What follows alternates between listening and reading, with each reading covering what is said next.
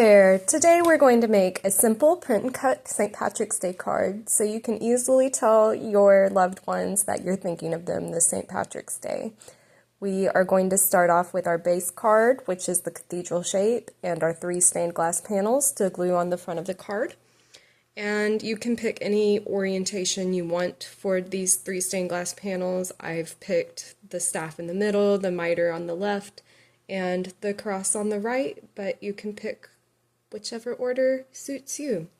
And we're just going to put some glue on the back of these and glue them onto the front of the card once you get it all cut out with your machine.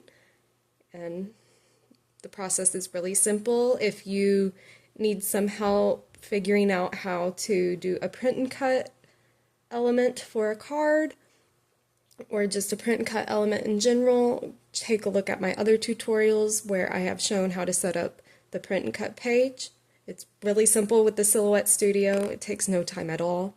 For the saying, Happy St. Patrick's Day, if you really want to, you could put it on the front of the card and only put it on one of the flaps so it'll still open just fine, but I just put it in the middle, and when you're all done, your card should stand up and look just like that.